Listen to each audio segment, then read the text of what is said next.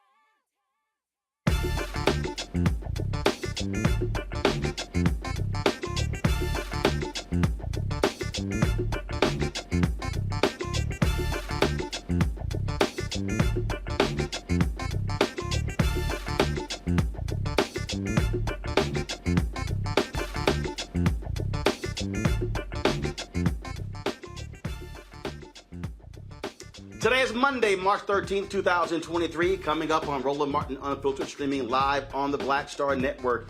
A major bank in Silicon Valley goes under. So why are Republicans, white Republicans, Wall Street Journal, why are they trying to blame this on diversity? Yes, it is beyond laughable. We'll tell you how the shutdown of this Silicon Valley bank is the latest attempt by white conservatives to blame woke for everything. Vice President Kamala Harris not returning the phone calls of Sen.Warren, who's trying to apologize after she, let's just say, did not give an endorsement to Harris being on the ticket in 2024. What the hell is up with Democrats and their infatuation with trying to replace Vice President Harris? We'll break this thing down on today's show. Also, remember the Arizona geologist who went missing? He's been missing for 628 days. We'll give an update on the case of Daniel Robinson. Also, the FBI released 2021 supplemental hate crime report showing an almost 12% surge in hate crimes in America. I told you about those white domestic terrorists. Also, the Academy Awards took place last night. A lot of people upset. Angela Bassett did not win. Ruth Carter becomes the first black woman to win 2 Oscars. We'll show you. And of course, Jimmy Kimmel did address the slap that took place last year between Chris Rock and Will Smith. Y'all, it is time to bring the funk. I'm Roland Martin Unfiltered on the Black Star Network. Let's go. He's got it. Whatever the miss, he's on it. Whatever it is, he's got the scoop, the fact, the find. And when it breaks, he's right on time and it's rolling. Best believe he's knowing. Putting it down from sports to news to politics. With entertainment just for kicks, he's rolling. It's on go, roll, y'all. It's Roland Martin, rolling with Roland now. He's funk, he's fresh, he's real, the best, you know he's Roland Martin now.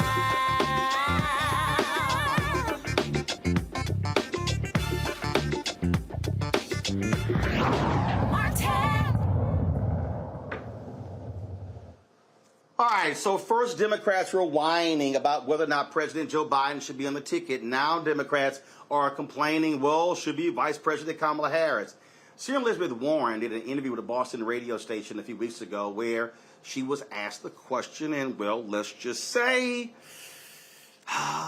she sort of created a whole drama by not giving a ringing endorsement of Vice President Kamala Harris. Listen. I really want to defer what makes Biden comfortable on his team. I've known Kamala for a long time. I like Kamala. I knew her back when she was an attorney general and I was still teaching, and we worked on the housing crisis together. So we go way back, but they have to be a team, and my sense is they are. I don't mean that by suggesting I think there are any problems. I think they are. Well, apparently Warren has been apologizing. She's now placed phone calls to the vice president. The VP's chief of staff has returned the phone call. Harris has not actually returned her phone call. Warren did issue in a statement. This is after the interview with the Boston National Public Radio.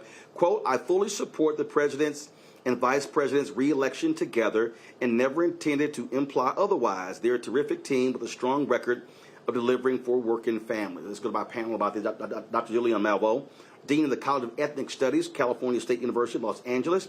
Dr. Amakongo Debinga, Professorial Lecturer, School of International Service, American University. Renita Shannon former Georgia State Representative. Okay, I don't understand what the hell's going on here, Julian. Look, I've been saying this for the longest. Democrats need to shut the hell up, accept the fact that Joe Biden, yes, will be 82 years old when he runs. He is going to be the Democratic nominee, period. Vice President Kamala Harris is going to be the VP nominee, period.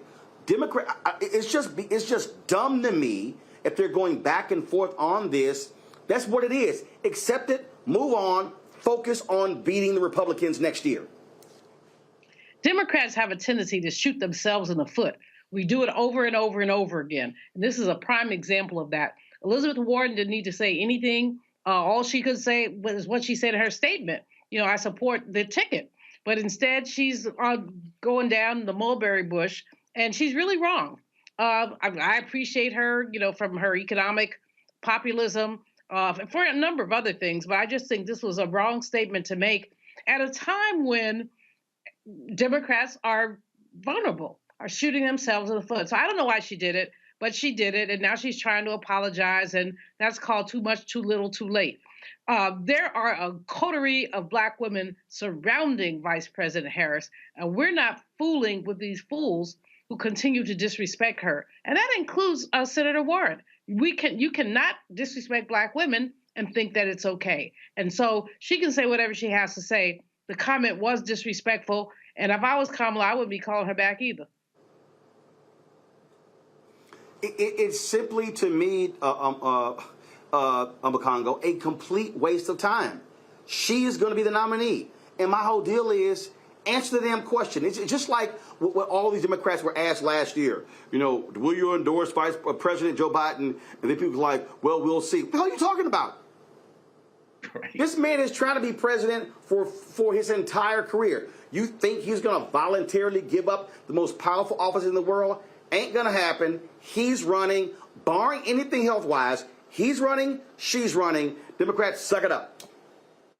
And quite honestly, it's really frustrating because it actually is bringing me back to the whole situation with Obama and Hillary when Democrats got into a big fight at the Wardman Hotel and people were talking about, oh, I'm not going to vote for Obama and all of that. And Democrats almost shot themselves in the foot that time, as Dr. Malveaux was talking about.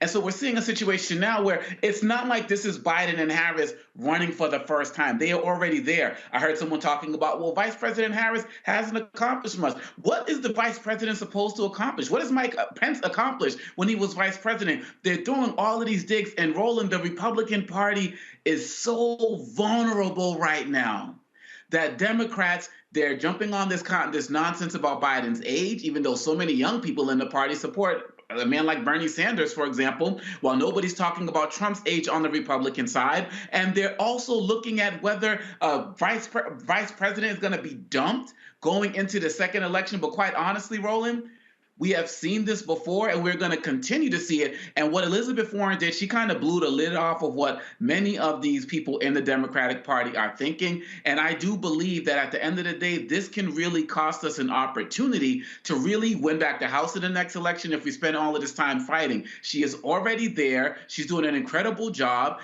And she represents the #1 constituency for the Democratic Party. So putting out any nonsense suggesting that she shouldn't be there, we don't care how far back you knew her when y'all were teaching and all of this, when you were teaching and all of this nonsense, fall in line like the Republicans do going into 2024. But Roland, lastly, I will say, I think they also fear her being the face of the party running for president in 2028. So they're starting to just throw more shade right now, and it's got to stop. Renita, it's real simple. You can't focus on 28 until you win in 24. So shut the hell up. Put all of your energy into raising money, building awareness, talk about your accomplishments. And the reality is this here, let's just be real clear. Nobody is out there voting for the vice president. They're voting for the president. I don't care whether you're Republican or you're Democrat.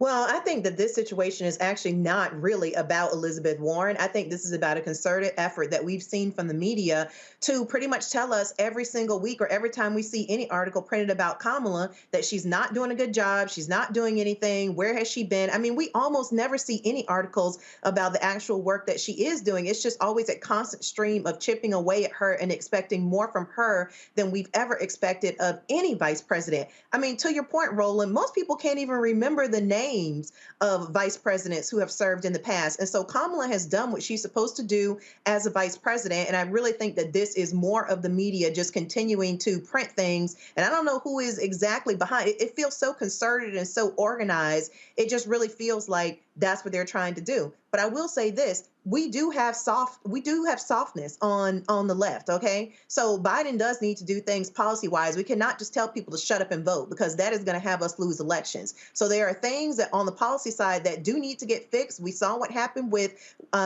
overturning, him working with the Senate to overturn pretty much a criminal justice reform that was done in D.C. So we have real issues that do need to be snaked out. This is not one of them. What VP Harris has done, that is not an issue. And I really wish media would stop with this concerted attack because it's really showing a black tax on her that we've never seen any other vice president have to deal with. Yeah, but there are no media attacks if you don't have Democrats who if they stop talking about it, then there are no stories. I mean, that's what the real problem is. And so I just think to me it's just dumb. So like really move the hell on. All right, folks. Got to go to break. We come back. White conservatives. Oh my goodness. I keep telling y'all while we read my book, White Fear. Now they're trying to blame diversity for the 2 banks shutting down, including one in Silicon Valley. Wait until I show you what was in this Wall Street Journal article. These people are utterly hilarious, as if white men have not been destroying the country and destroying banks all of these years. Well, I'll tell you next. You're watching Roland Martin Unfiltered on the Black Star Network. Don't forget, if you're watching on YouTube, hit that like button, folks. Also, once you hit the button, share button on Facebook, like button as well, plus on our app. Speaking of our app, download it on the Black Star Network, Apple phone, Android phone, Apple TV, Android TV, Roku, Amazon Fire TV, Xbox One, Samsung Smart TV. Don't forget you can watch us on Amazon News by simply going to, or say, Alexa, play the Black Star Network. So check us out there as well. And, of course, support us with your resources. Join our Bring the Funk fan club, send check and money orders, P.O. Box 57196, Washington, D.C., 20037-0196. Cash App, $RM Unfiltered, PayPal, R Martin Unfiltered, Venmo, RM Unfiltered, Zelle is Roland at RolandSMartin.com, Roland at RolandMartinUnfiltered.com. And be sure to get my book, White Fear, How the Browning of America is Making White Folks Lose Their Minds. Available at all bookstores, download it on Audible as well. Back in a moment.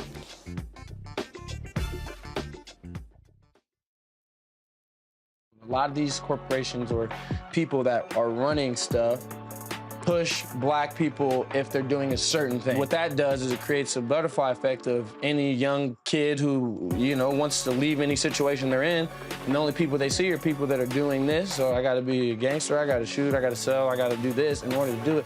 And it just becomes a cycle. But when someone comes around and is making they don't want to push it or put money into it. So that's definitely something I'm trying to fix too, is just show there's other avenues. You don't gotta be a rapper, you don't gotta be a ball player, you can be a country singer, you can be an opera singer, you can be a damn whatever, showing the different avenues. And that is possible, and it's hard for people to realize it's possible until someone does.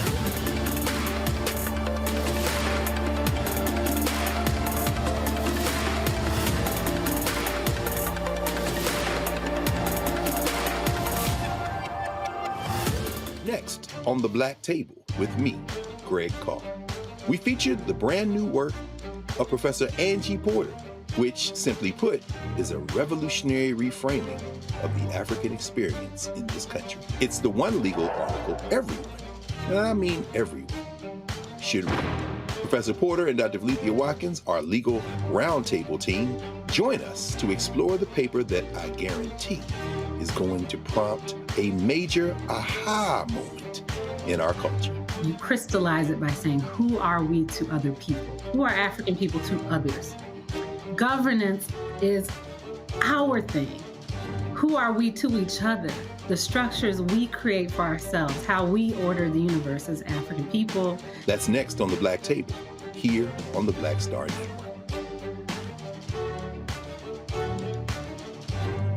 Hi, I'm LD Barge. Hey, yo, Peace World. What's going on? It's the Love King of R&B, Raheem Devon, and you're watching Roland Martin, Unfiltered.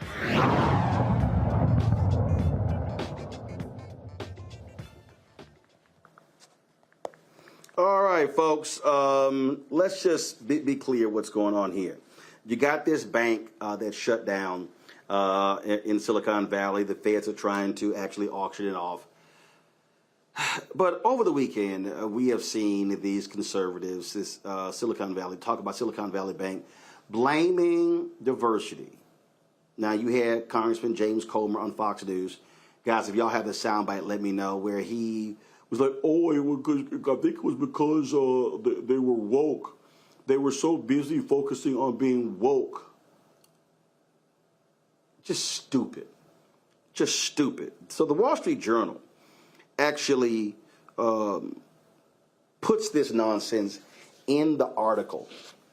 I mean, if you want to just see just dumb folk, let me just read this comment here, y'all, which is nuts. And again, I told y'all when I wrote my book, White Fear, what was going on, what was happening, what these people are doing. So they want to blame everything for diversity. And when I say everything, I literally mean everything. So this is what this idiot writes in the Wall Street Journal. Was there regulatory failure? Perhaps. SVB was regulated like a bank but looked more like a money market fund. Then there's this. In its proxy statement, SVB notes that besides 91% of their board being independent and 45% women, they also have 1 black, 1 LGBTQ, and 2 veterans. I'm not saying 12 white men would have avoided this mess, but the company may have been distracted by diversity demands.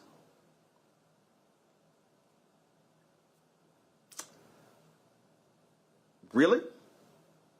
Now, the person who wrote this, because I think that this was an opinion column, and so I think it's worthy of us telling everybody exactly what his name is, and it is Adam Kessler. That's who this is. That's who the writer is. And y'all, he actually wrote that. Now, mind you, it's not just him, but there are a number of other people out here. Again, as I said, over the weekend, you heard several people echoing that, oh, they were a woke bank. They were a woke bank. This, to me, Amakongo, shows the consistent stupidity of these people.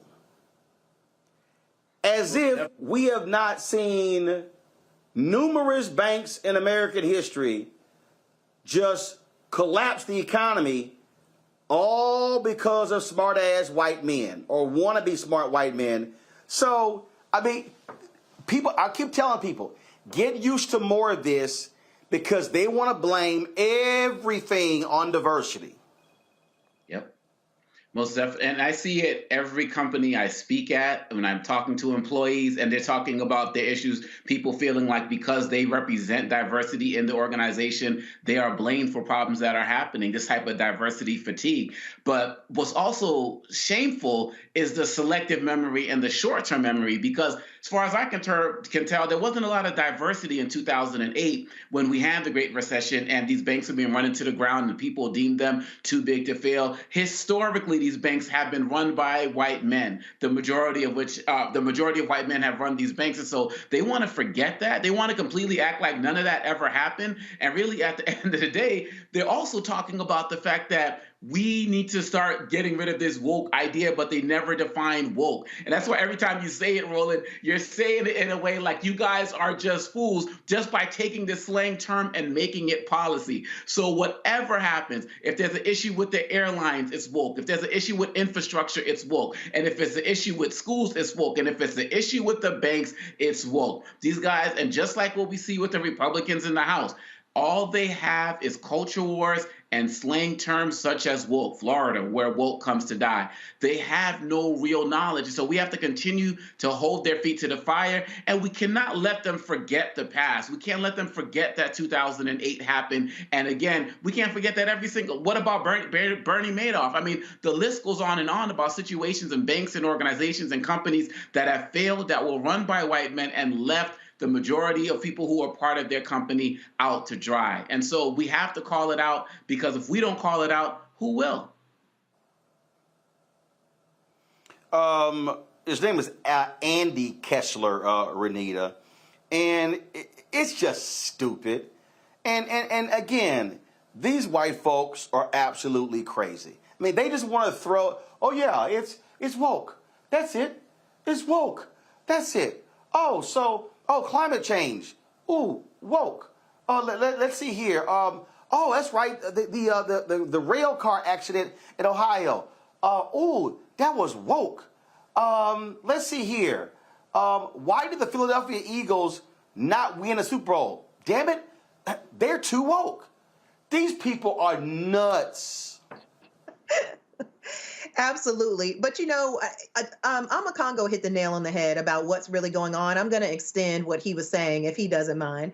But there are reasons that they are doing this. And the number one reason is because they have the most to lose by not blaming it on woke. Just like Amakongo mentioned, when you talk about diversity and making sure that these boards are diverse, diversity never means adding more straight white Christian men. That's not something that we have too much of anywhere, whether you talk about government, where you talk about these bank boards, whatever it is, that does not mean adding more straight white men. Second thing is that I think they also are trying to distract from the general public, again, looking at these banks fail and watching the government rush to their defense to bail them out. And so what they don't want to have happen is for the general public to get riled up again and realize that banks always want to privatize profit, but they want to socialize losses. And so they have a lot of incentive to pretty much try to distract the public and blame it on anything other than what it actually is. And last but not least, I'm not surprised that folks like Ron DeSantis are blaming it on woke and this guy who wrote the article,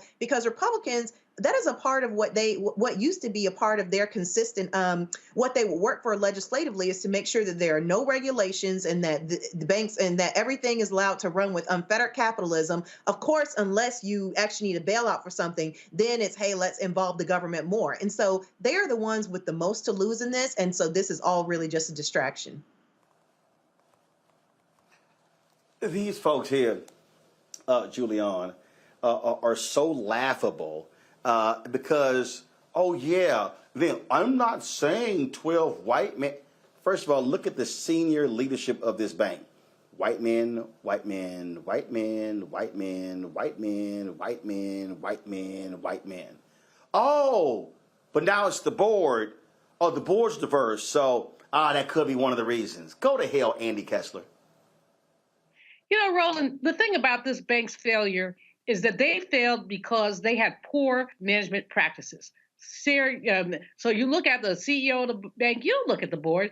What did they do? They lent money, they borrowed money at a very low interest rate, and interest rates rose, so they were losing money. That's number one. Number two, they were heavily invested in the tech sector, and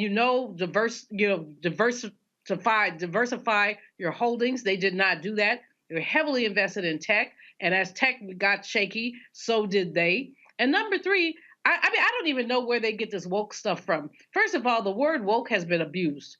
It's not whether you're woke, it's what you do when you get out of bed. So all these people talking, we don't like progressives, we don't like diversity, we don't like critical race theory, we don't like black studies, and so we all woke. Nope. But if you look at this bank and look at what they did, they had poor business practices. And those poor business practices came down and bit them in the booty. Not only did they have poor business practices, but then they put out a call, we got to raise $2 billion or we're going to be in trouble. Well, when you say that, guess what you do? You cause a run on your bank. There were other ways to raise the money if they needed to raise the money, because basically the Fed requires you to have, based on how many loans you have to have so many reserves. And basically they bake their own cake. When they put it out there, we got to raise all this money. their basic depositors like, oh, wait a minute now, maybe I better move my money. And that's what people did. So this Andy, whatever his name is, he obviously has no discernment and has no economic analytical skills. Because if he did, he would say, why did this bank fail? Had nothing whatsoever to do with any kind of diversity. And again, as both Obakongo and Renita have said, if you look at the history of bank failures, Black people have not been running those banks. LGBTQIA people have not been running those banks. Well, look, here, about white people, white men to be exact. Here's a video. Here's a video of Ron DeSantis weighing in this fool. But, Governor, I want to get your take on what appears to be another emergency unfolding this morning, and that is around this Silicon Valley Bank and its failure. You took on the insurance crisis in Florida last year, tackling what was becoming a property insurance issue. How worried are you about Florida banks and the potential for a run on these banks with the Silicon Valley failure? So I don't have any specific information about any Florida bank similar to Silicon Valley Bank, and hopefully that remains the case. Maria, it appears to me, I mean, this bank, they're so concerned with DEI and politics and all kinds of stuff. I think that really diverted from them focusing on their core mission. I also look at it and say, we have such a morass of federal regulations. We have a massive federal bureaucracy, and yet they never seem to be able to be there when we need them to be able to prevent something like that. Two things for this dumbass. Ron DeSantis don't know jack about this bank, don't know jack about DEI or anything. Two, the laws were actually loosened under Donald Trump. Dodd-Frank was loosened, making what took place possible. But that's what happens when you read. Y'all, I keep telling y'all what these people are trying to do. They want to attack any advance of people of color in this country, and they're going to continue this nonsense, and we better be prepared for this battle. Got to go to the break. We'll be back. Roland Martin Unfiltered on the Black Star Network. On the next Get Wealthy with me, Deborah Owens, America's Wealth Coach, we've seen the headline. Major tech companies laying off. Google, Facebook, Twitter, just to name a few, and tens of thousands have been laid off as a result. On the next Get Wealthy, we take a look at what it means to recession-proof your career in tech. Joining me will be Kanika Tover, and she's going to be sharing exactly what you need to do to turn anxiety into achievement. Shifting our mindset to thinking that only opportunities exist in big tech is something that we're going to have to shift fast, because there's so many opportunities that are out there that we have to change the way we were thinking about our careers. That's right here on Get Wealthy, only on Black Star Network. On the next, A Balanced Life with me, Dr. Jackie, just who do you think you are? And maybe more importantly, who is it that you think you're trying to please? The answer to that second question is really wrapped up in the first. Think about that. Being the true, authentic you, no matter the circumstance. But we learn the art of forgiveness, not only of forgiving one another, but forgiving ourselves. And we also learn how to love ourselves so that we can love each other. That's next on A Balanced Life, here on Black Star Network. Pull up a chair, take your seat. The Black Table with me, Dr. Greg Carr, here on the Black Star Network. Every week, we'll take a deeper dive into the world we're living in. Join the conversation only on the Black Star Network. Hey, I'm Deion Cole from Blackest. What's up? I'm Lance Gross, and you're watching Roland Martin Unfiltered.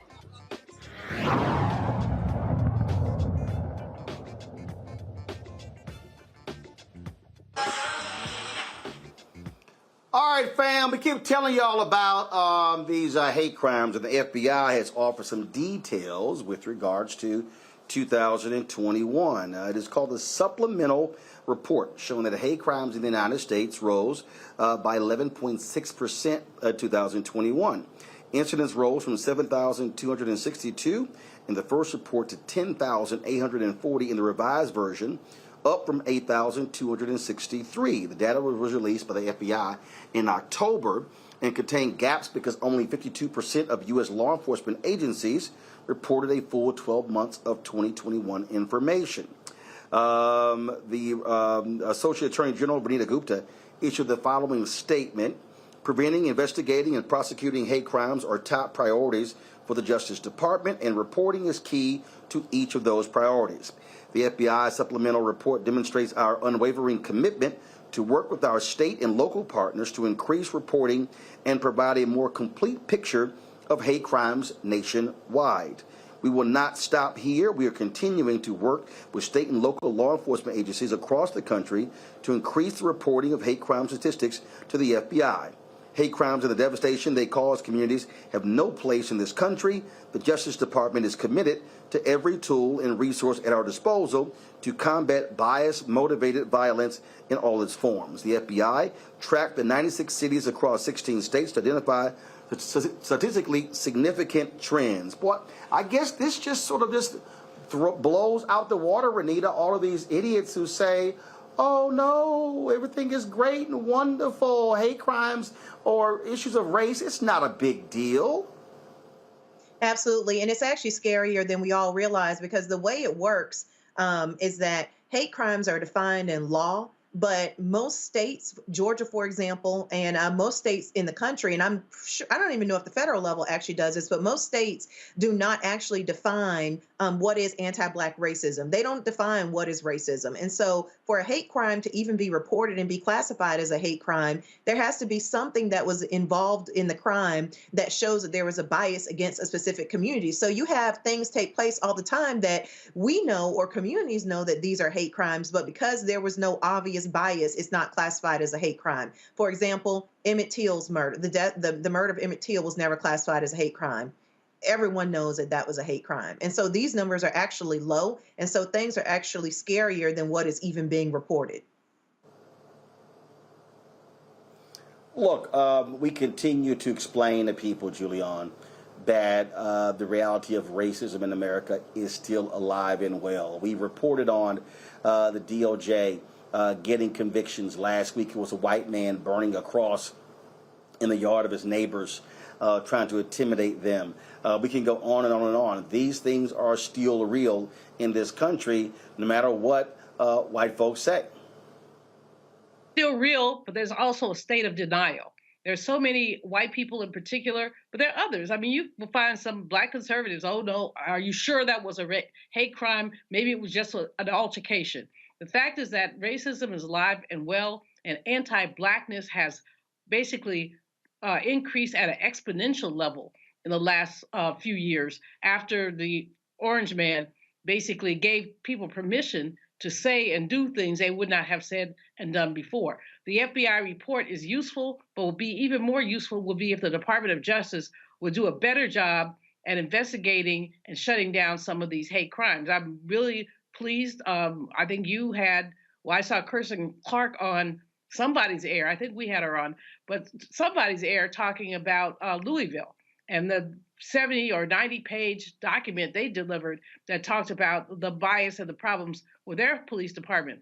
But that's the tip of the iceberg. These things are happening all over the country. And the fact is that while people deny anti-Blackness, they revel in the white supremacy that exists. So we've seen, I remember when they said there were Black domestic terrorists.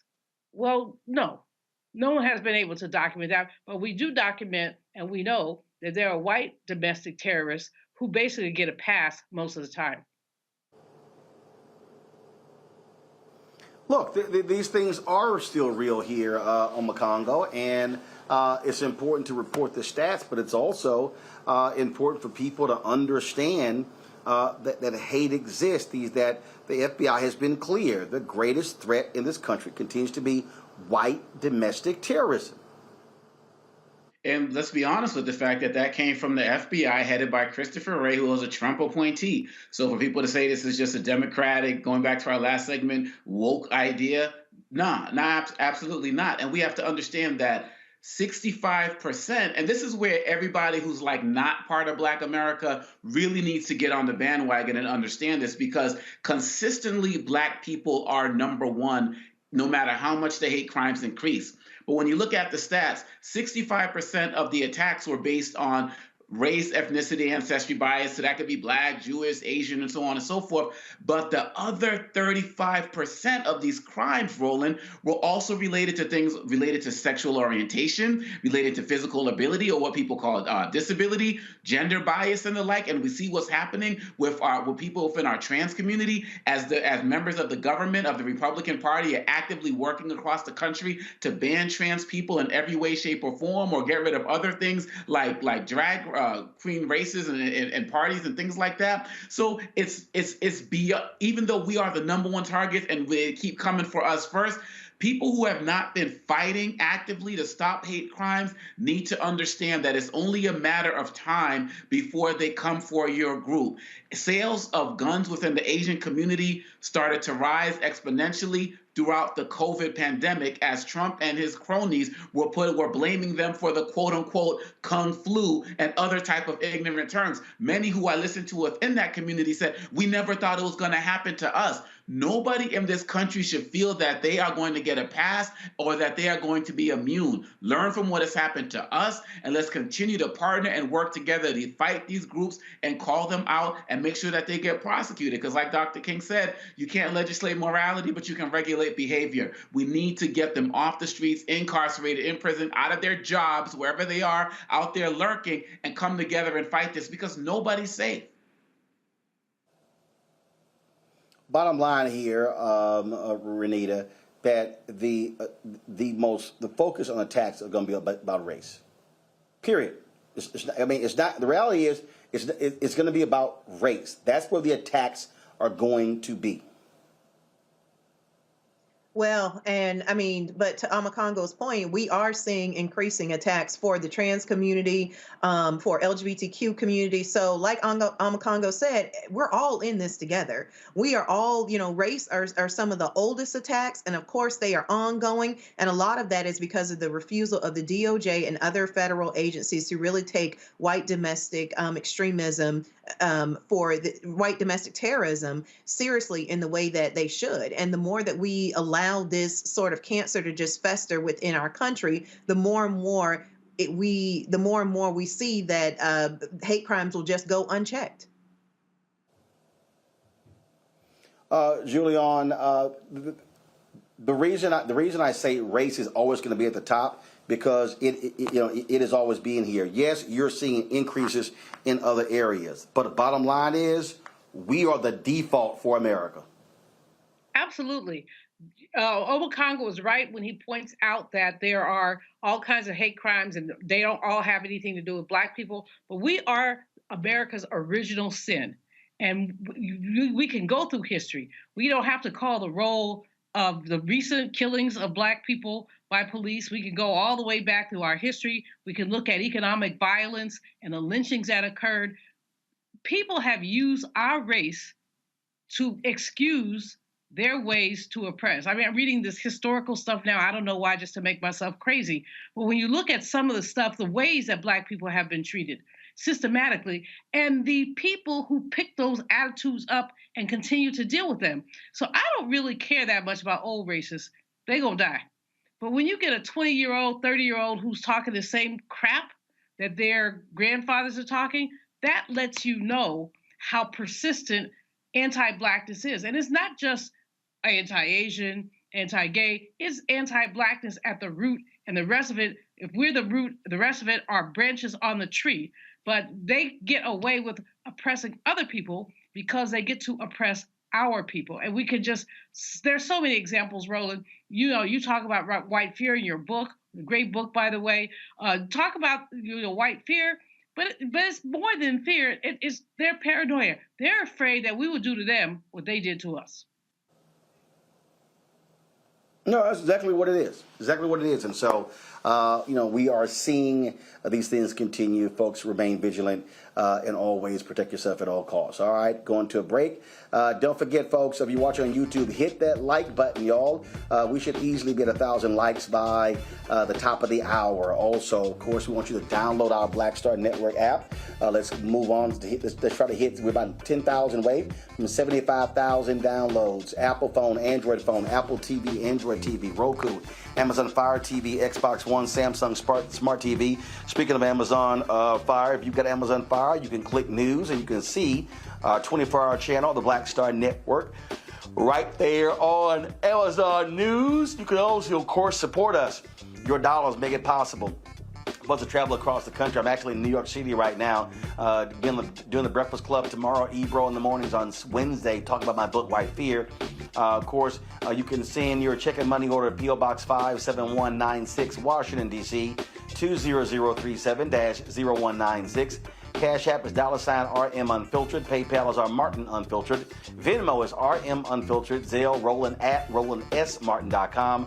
Roland at RolandMartinUnfiltered.com. And if you haven't gotten your book, get White Fear, How the Browning of America is Making White Folks Lose Their Minds. Available at bookstores nationwide, Amazon, Barnes & Noble, Target. You can also download your copy on Audible. We'll be right back. Hatred on the streets, a horrific scene, a white nationalist rally that descended into deadly violence. White people are losing their damn minds. As an angry pro-Trump mob storms the U.S. Capitol, we've seen shooting. We're about to see the rise of what I call white minority resistance. We have seen white folks in this country who simply cannot tolerate black folks voting. I think what we're seeing is the inevitable result of violent denial. This is part of American history. Every time that people of color have made progress, whether real or symbolic, there has been what Carol Anderson at Emory University calls white rage as a backlash. This is the rise of the Proud Boys and the Boogaloo Boys. America, there's going to be more of this. Here's all the Proud Boys, guys. This country is getting increasingly racist in its behaviors and its attitudes because of the fear of white people. The fear that they're taking our jobs, they're taking our resources, they're taking our women. This is white fear.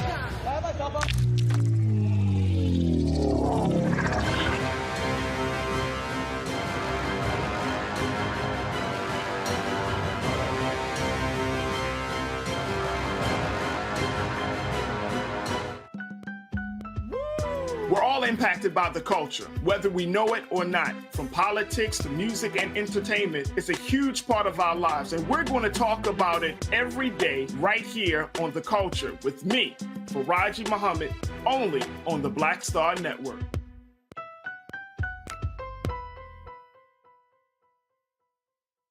Hi, I'm Eric Nolan. What's up, y'all? I'm Will Packer. I'm Chrisette Michelle. Hi, I'm Chaley Rose, and you're watching Roland Martin Unfiltered.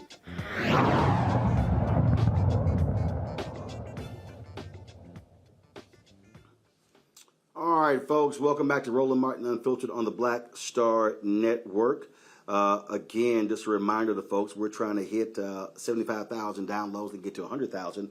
So be sure to download our Black Star Network app, Apple phone, Android phone, Apple TV, Android TV, Roku, Amazon Fire TV, Xbox One, Samsung Smart TV. Download on all of those platforms. Folks, pull the graphic up, please. Thank you very much. Download all of those platforms and be sure to get that. And so we want to hit that, folks, as we continue to build our 24/7 Black News and Information Network. All right, folks, let's go to some headlines here. In Newark, New Jersey, they unveil a monument to African-American pioneer Harriet Tubman. The steel 25-foot-tall monument is titled Shadow of a Face, features timelines of Harriet Tubman's life and Newark's abolitionist history with audio narration by Newark native Queen Latifah, who attended the unveiling ceremony last week. This is going to replace a Christopher Columbus statue that was removed in 2020. Nina Cook-John, the architect who designed the monument, said that if the statue is meant to evoke feelings of awe, curiosity, and a sense of connection, Newark residents participated in the celebration by buying bricks placed on the monument's wall, which shares their personal stories and how they resonate with the history of Newark. That to me is a great idea, Julian. And of course, hell yeah, replace one of Christopher Columbus who didn't find a damn thing, because you can't find something that was already here. Plus, he was lost. At the end of the day, the dude was lost. He was a drunk and he was lost. He had no redeeming social value whatsoever except for make Italians feel good. So bye, Christopher. Hello, Harriet. More importantly, Harriet Tubman, we still don't have the $20 bill that we wanted, that the Treasury passed on, said they were going to do, and then under the Orange Man, they took it away. We can't lift her up enough. She basically led enslaved people out of enslavement. I just got a T-shirt the other day that says, "Don't argue with anybody that Harriet would have shot." And that's just a powerful kind of statement about some of the bickering we have in our community. Some people were leaving enslavement, then they want to go back. And sister said, no, I will shoot your behind. That's the end of that. So this is one of the kind of pieces of news, Roland, that makes me smile. It just makes me say yes. In Women's History Month, with lifting up a Black woman that many have tried to deny, let's get it on. All right, folks, let's talk about this story here, which is kind of interesting, and that is dealing with Malcolm X. The University of Rhode Island, they removed a partial Malcolm X quote that sparked a student protest. The University of Rhode Island, of course, the quote was on the facade of its Robert L. Carruthers Library. This was after 30 years after members of the school's Black student leadership group protested because the shortened version misrepresented the fuller meaning of the message. The quote on the building was shortened to, quote, "My alma mater was books, a good library I could spend the rest of my life reading, just satisfying my curiosity." The actual quote, which was in the autobiography of Malcolm X, by Malcolm X, as told to Alex Haley, read, quote, "I told the Englishman that my alma mater was books, a good library. Every time I catch a plane, I have with me a book that I want to read, and that's a lot of books these days. If I weren't out here every day battling the white man, I could spend the rest of my life reading, just satisfying my curiosity, because you can hardly mention anything I'm not curious about." University President Mark Parlange pledged to have the quote removed out of respect for the student group, which recently held a 30th anniversary. Quote, "Our university is grateful to those students for their courage, and I'm grateful to today's generation of student leaders who, advocating in that same spirit, continue to inspire our ongoing work to foster a truly inclusive and equitable community." Michelle Fontes, who participated in the 1992 protest, says she was happy about the change, and this is proof the new administration is striving to do better. Well, this is one of those things, Amakongo, where I say, okay, don't just remove the partial quote, put up the full quote. That's right. It amazes me how, and I've spoken at the University of Rhode Island before, and they've worked, they've made some great strides, but nowadays people are so afraid to avoid teachable moments. And at a university, that should be the number one priority. I remember when the Dr. King statue was being erected here in D.C., and they said, well, they had a quote. They just had the partial quote saying, "I was a drum major for justice or change." And Maya Angelou was like, "No, have the whole thing there. If these quotations are going to speak about our history and speak about who we are, they have to be complete." And this also ties in with the Harriet Tubman story that you just shared as well. Our story cannot be shortened or minimized or hyphenated to look good on a building. Malcolm X is one of our heroes. As Ozzie Davis said, our Black shining prince. And so really at the end of the day, these quotations, they are invitations. They are invitations to learn about the history that so many states and legislators are trying to remove. They are invitations for next generations to really do a better job of understanding these people. And when Jon Stewart talks about America's racial wallpaper as it relates to buildings named after Confederate soldiers and Columbus Day and all of these monuments, we need to continue the fight to replace this racist history that's visual everywhere with stories about our own people who fought to make this country better for everyone. And we can't minimize it by shortening or minimizing the quotations and denying a history that our children and all children are already not getting enough of. Now, folks, check this story out here. The Biden-Harris administration is looking to update the U.S. race and ethnicity standard. This will be the first time since 1997. The White House Office of Management and Budget is going to host 3 virtual town halls this week. The federal government standards were created to collect consistent race and ethnicity data across federal agencies when handling censuses, national surveys, and application forms for government benefits. Some advocates have been pushing for combining the race to address confusion and conflating the population of one ethnic group under the 1997 standards, which encourages people of Middle Eastern and North African or MENA groups to identify as white. And some advocates have called for eliminating the terms white and black altogether. The White House's Offices of Management and Budget will decide on new classifications next year. Your thoughts, Renita? Well, as somebody who has a sociology background like myself, this is really important, and I support that they are looking at revising these categories. And the reason why I say that is because the only way that you can actually track discrimination and bias that happens in the workplace, or, for example, in receiving government benefits, is you have to track it with data. And so it's very important that we continue to track which communities are receiving, being charged higher rates for loans, for example, which communities are, facing different disparities. It's very important that we have correct data so that we can work towards this equity and justice that we're saying that we're about as a country. I mean, this is an example of actions needing to match rhetoric. And so I'm glad to see this. I'm sure that this is going to make the heads of conservatives pop off. As I saw in one report discussing this, folks were saying, let's just get rid of all the categories. Well, if you get rid of all the categories, there's no way to track discrimination, which some folks would like for us to stop tracking that because they just want everybody to shut up and be quiet and move past it. And so these things are really, really important when it comes to making sure that all communities are being treated fairly. And of course, with Black folks having had faced the most discrimination in this country, we have a long ways to go to make sure that every single part of our life has equity in it, just like the rest of the country. It is, I think it's important for people to understand, Juliana, a lot of people really don't understand how so much is decided when we talk about government programs, we talk about resources, when we talk about National Institutes of Health, when we're talking about, yes, the census, that the racial data matters, because when you also are talking about racial data, you're also talking about class data and where resources are going. You know, a lot of people say you can't miss what you can't measure, but we have to measure what's going on in our country in terms of not only race, ethnicity, gender, class. We have to be able to measure that. What we know for sure, Roland, is that when we have the census data, it affects allocation. When you have a census undercount, that undercount means underfunding. And so it's important, and a lot of people say, I don't want to get counted. Well, you need to get counted because it does make a difference.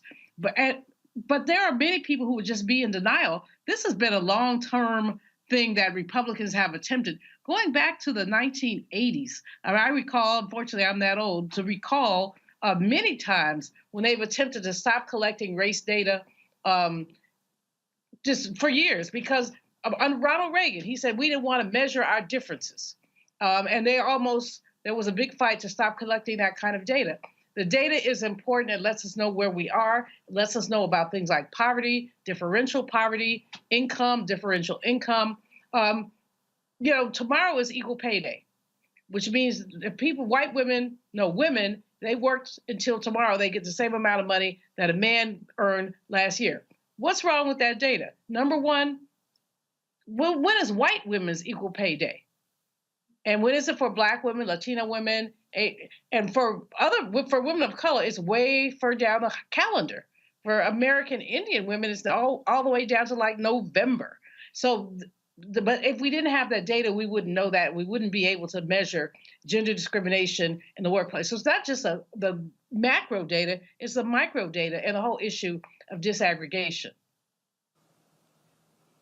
All right, hold tight 1 second, folks. When we come back, we'll talk Angela Bassett. Did she get snubbed at the Oscars? Ruth Carter makes history at the Oscars as well. That and more right here on Roland Martin Unfiltered on the Black Star Network. Back in a moment. When you talk about blackness and what happens in black culture, we're about covering these things that matter to us, speaking to our issues and concerns. This is a genuine people-powered movement. There's a lot of stuff that we're not getting. You get it, and you spread the word. We wish to plead our own cause. Too long have others spoken for us. We cannot tell our own story if we can't pay for it. This is about covering us. Invest in black-owned media. Your dollars matter. We don't have to keep asking them to cover our stuff. So please support us in what we do, folks. We want to hit 2,000 people, $50 this month, raise $100,000. We're behind 100,000, so we want to hit that. Y'all money makes this possible. Checks and money orders go to P.O. Box 57196, Washington, D.C. 20037-0196. The Cash App is $RM Unfiltered. PayPal is R Martin Unfiltered. Venmo is RM Unfiltered. Zelle is Roland at RolandSMartin.com. A lot of these corporations or people that are running stuff push black people if they're doing a certain thing. What that does is it creates a butterfly effect of any young kid who, you know, wants to leave any situation they're in, and the only people they see are people that are doing this. So I gotta be a gangster, I gotta shoot, I gotta sell, I gotta do this in order to do it.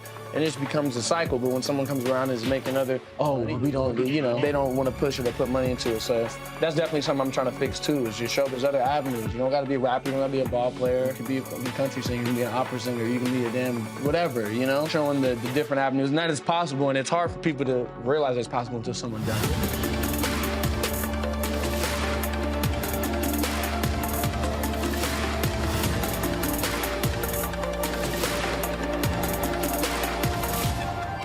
What's going on? This is Tobias Trevelyan. Hey, I'm Amber Stevens-West. Yo, what up, y'all? This is Jay Ellis, and you're watching Roland Martin Unfiltered.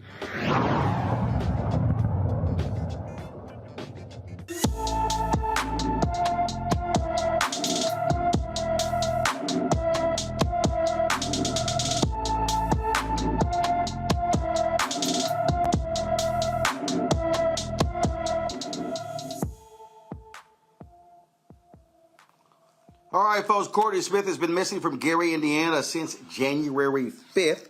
The 18-year-old is 5 feet 10 inches tall, weighs 150 pounds, with black hair and brown eyes. Anyone with information about Courtney Smith should call the Gary, Indiana Police Department at 219-881-7471, 219-881-7471. Folks, we did this story previously about this young man, David Robinson, first of all, Daniel Robinson, and how he has been missing. He was a geologist who was missing in Arizona. Now, his dad, David Robinson II, has just been on a focused path to find his son. He's been missing for 628 days. Now, skeletal remains found in a remote desert area of Buckeye, Arizona, fuel speculation that they belong to Daniel Robinson, who disappeared on June 23rd, 2021. Well, they do not.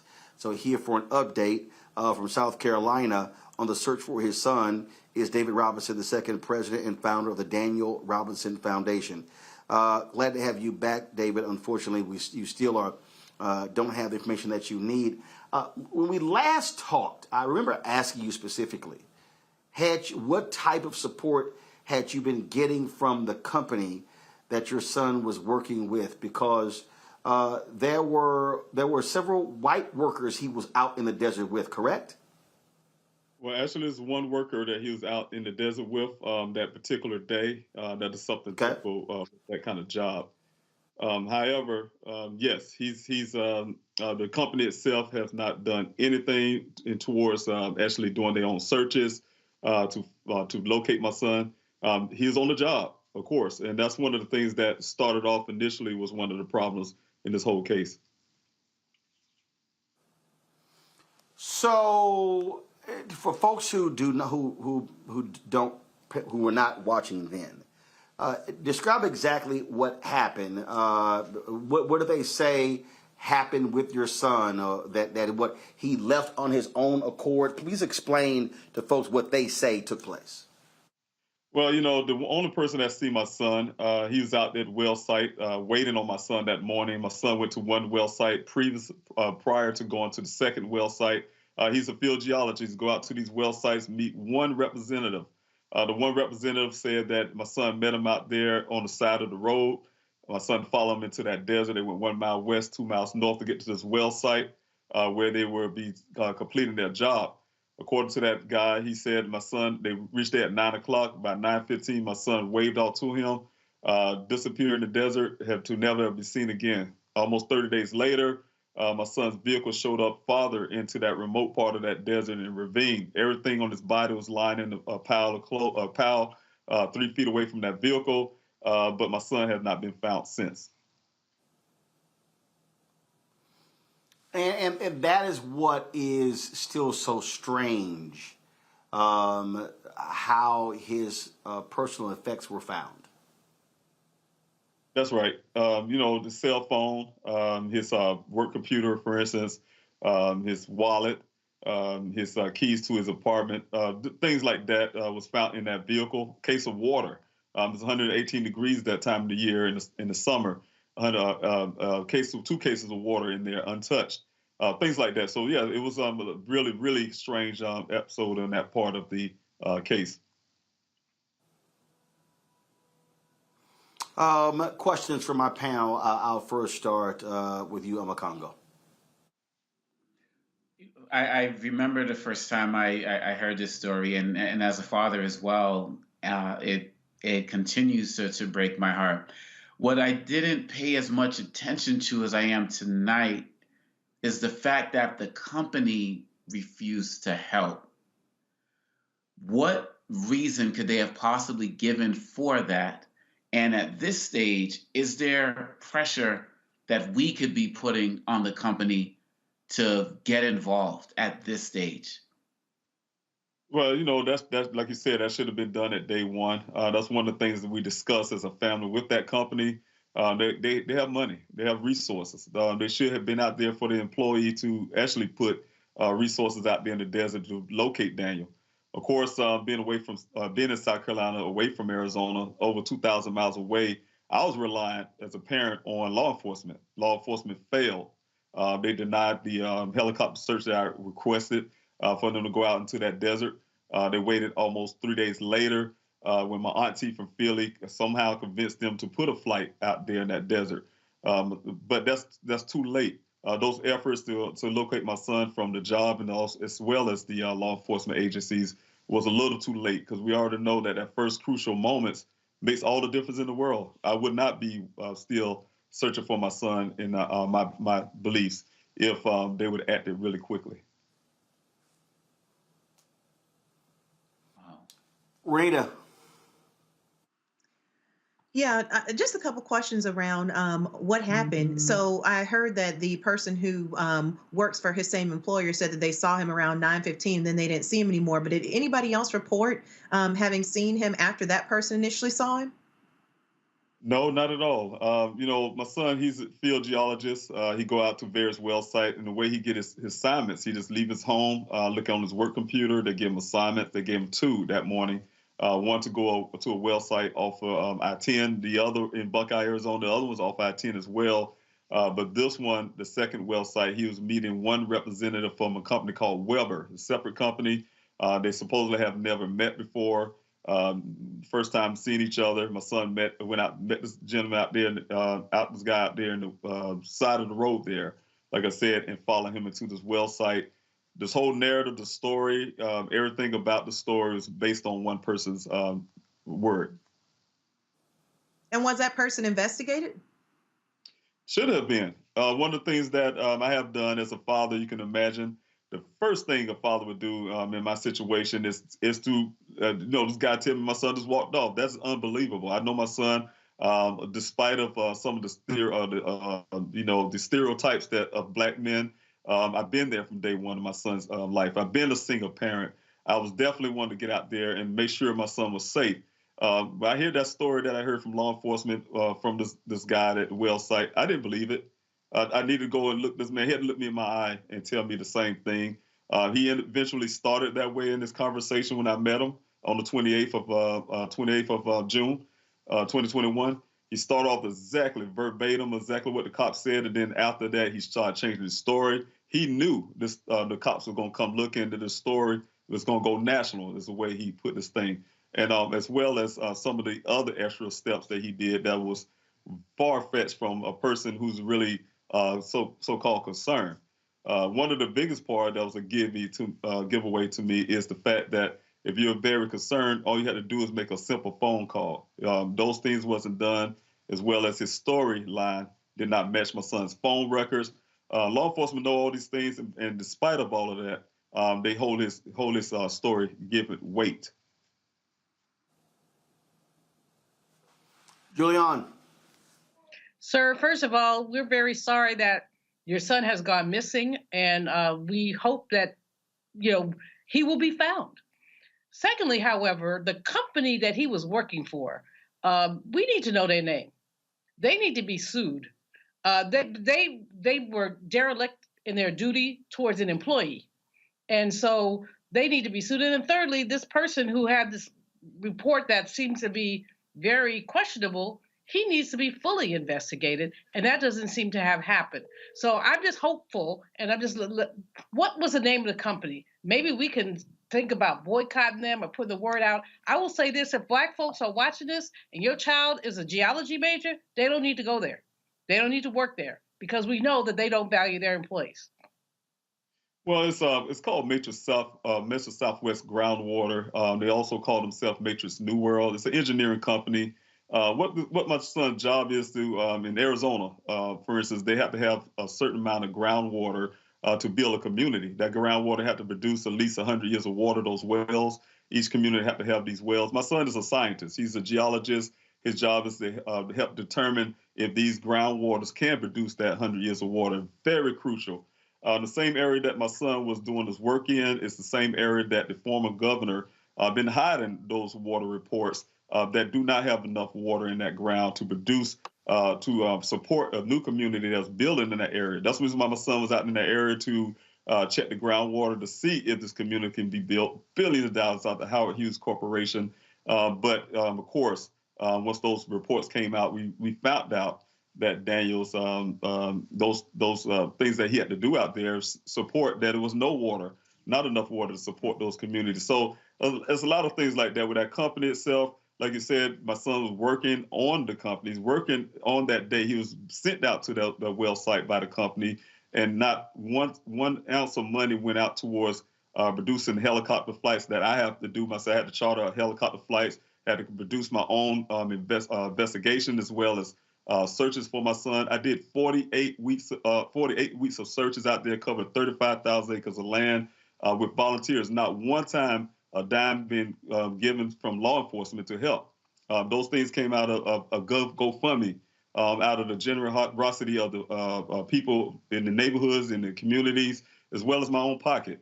But we also produce human remains while we're out there, things that law enforcement should have been doing, finding human remains, bringing closure to other families, and finding clues about my son's case. So those things have been efforts that I have been doing from day one. Like I said, it's almost going on 2 years now, and I'm still doing it, still working it.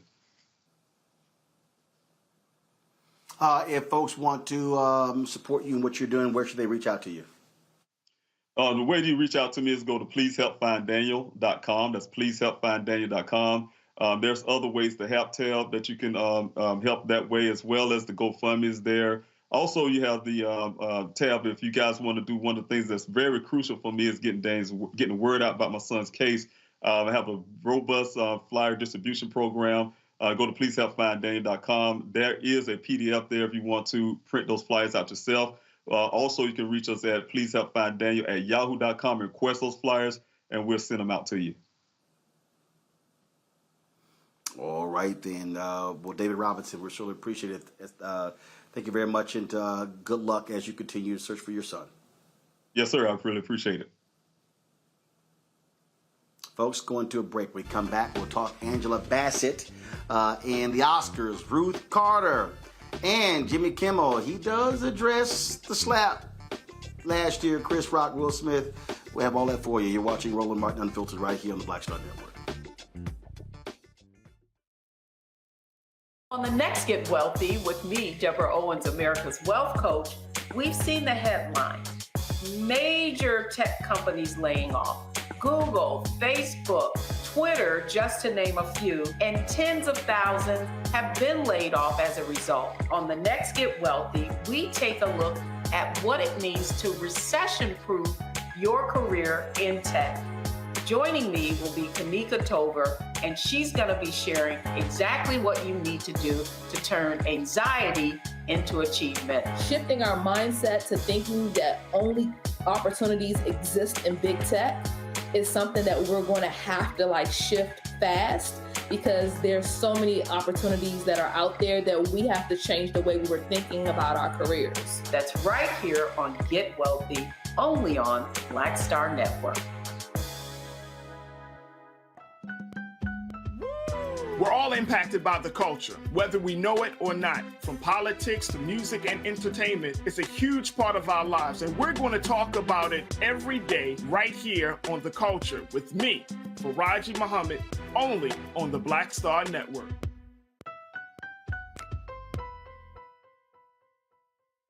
On the next, A Balanced Life with me, Dr. Jackie, just who do you think you are? And maybe more importantly, who is it that you think you're trying to please? The answer to that second question is really wrapped up in the first. Think about that. Being the true, authentic you, no matter the circumstance. But we learn the art of forgiveness, not only of forgiving one another, but forgiving ourselves. And we also learn how to love ourselves so that we can love each other. That's next on A Balanced Life, here on Black Star Network. Hi, I'm Amber Stevens-West from The Carmichael Show. Hi, my name is LaToya Luckett, and you're watching Roland Martin Unfiltered.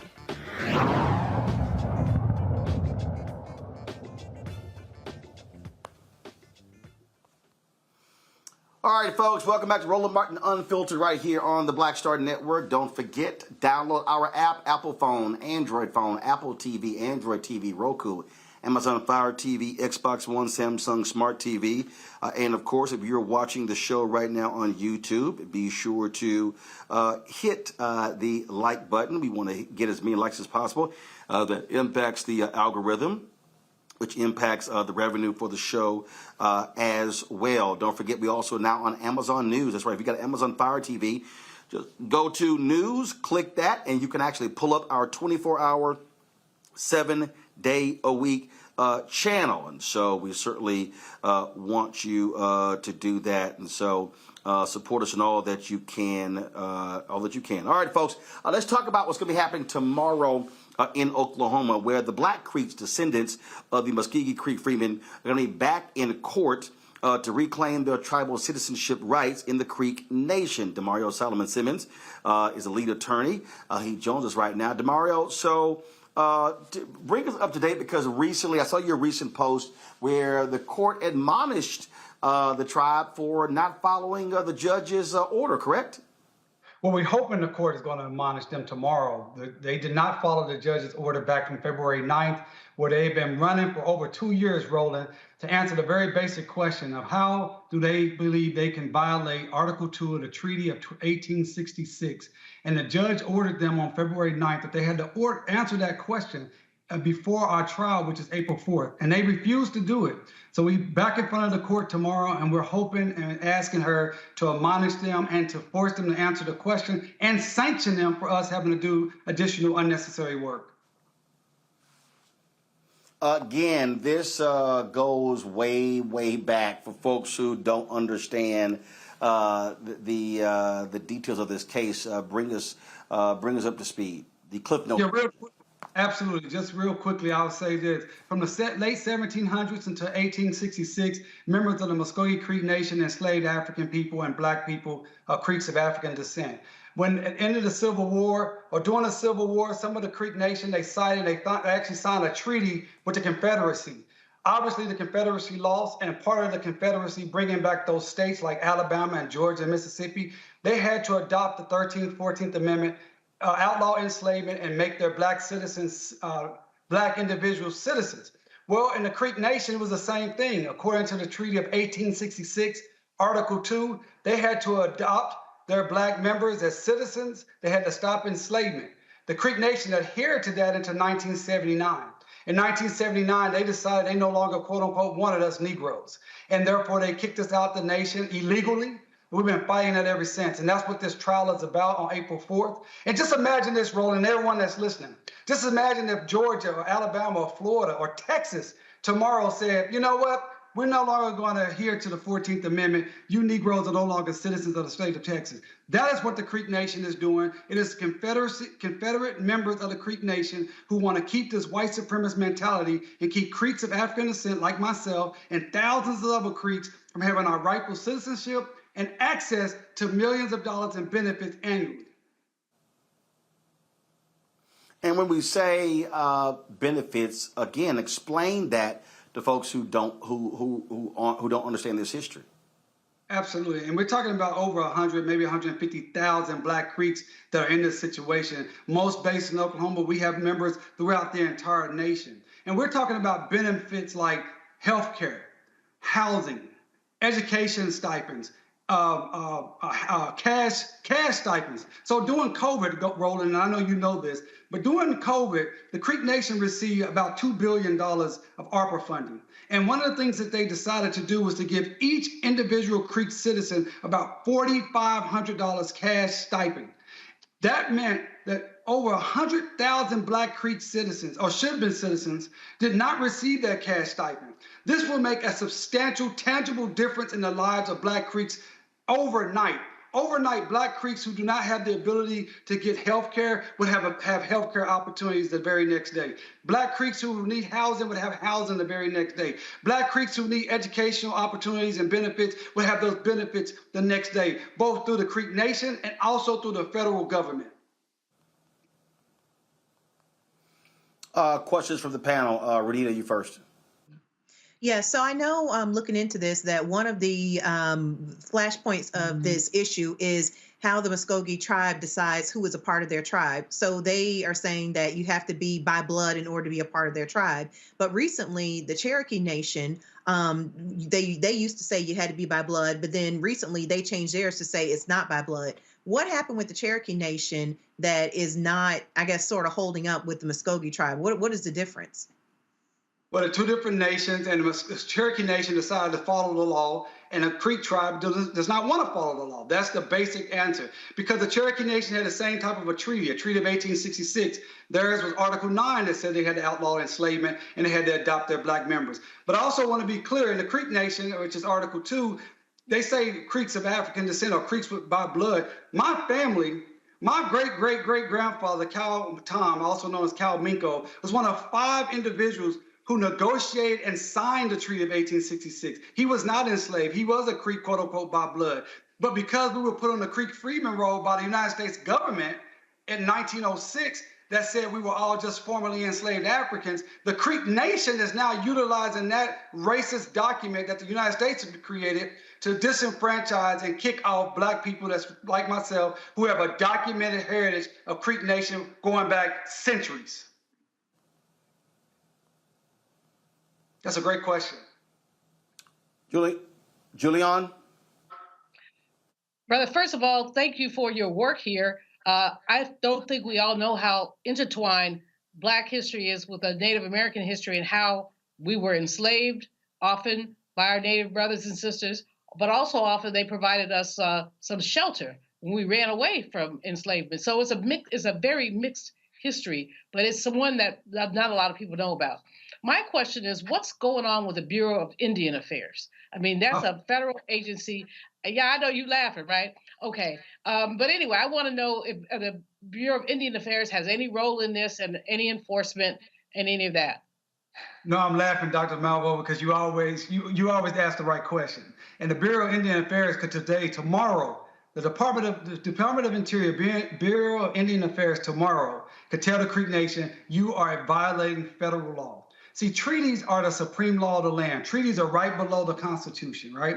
And so the Bureau of Indian Affairs tomorrow could write a letter to the Creek Nation and say, you are violating the Treaty of 1866, Article 2, and until you adhere to this treaty and you bring in these Black members of your tribe, we will not recognize your government. They could do that tomorrow. So I laugh because you asked the exact right question. And I also want to address what you said first. There were many Native American nations like the Creek Nation that provided leadership, support, and opportunities for Creeks of African descent or runaway enslaved Africans. And it's sad that there is a portion of those members of the nation who cited and wanted to be more European, wanted to have the colonial slave type plantation enslavement economy. And that's what we're still fighting, that mentality. White supremacy, in other words, is still infecting the minds of our own Native brothers and sisters. And I want to be clear about one other thing. The Black Creeks are the co-founders of Greenwood, Tulsa, Oklahoma, Black Wall Street. Black Creeks, so you cannot have justice for Greenwood and justice for the Tulsa Race Massacre without justice for Black Creeks.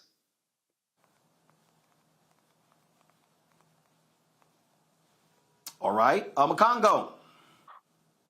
So one of the things I found fascinating when I visited the Museum of the American Indian was something I read that said every single treaty that Native groups made with the Europeans were broken in some way, shape, or form. Every single one. So can you speak to the irony of the fact that now you have this Creek Nation on this side not acknowledging a treaty that they made with their own people? Man, great questions. Absolutely. The hypocrisy is overwhelming, right? In fact, some of the audience may have heard of the McGirt decision. That was a decision that happened a couple of years ago where the Supreme Court ruled that Northeast Oklahoma is still Indian territory. And that was a case that was involving the Muskogee Creek Nation, the same nation we are in court with today. And the Muskogee Creek Nation was making that argument that Article 3 of the Treaty of 1866 was still good law. Therefore, the state of Oklahoma does not have the authority, the jurisdiction to charge criminally Creek Nation citizens. And they argued that successfully all the way to the United States Supreme Court.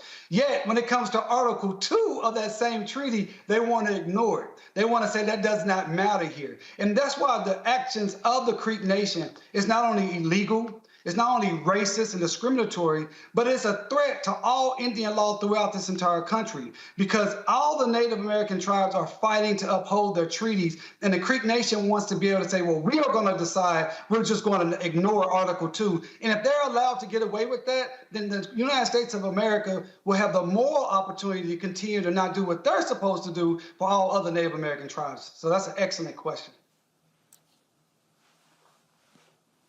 If folks want to actually just read more about this, is there a website that you guys have where they can go check everything out?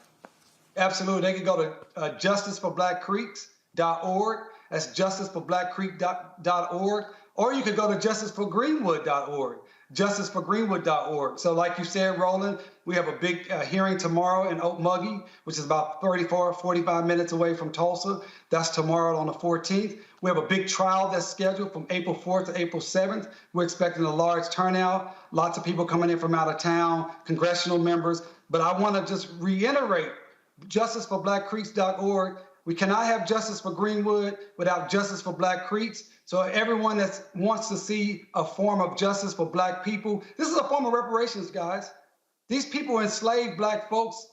They had to stop the enslavement. They had to bring us in as citizens, and they owe us the benefits, and now they're reneging on it. I need everyone to jump in on this. This is a reparations fight for all of us.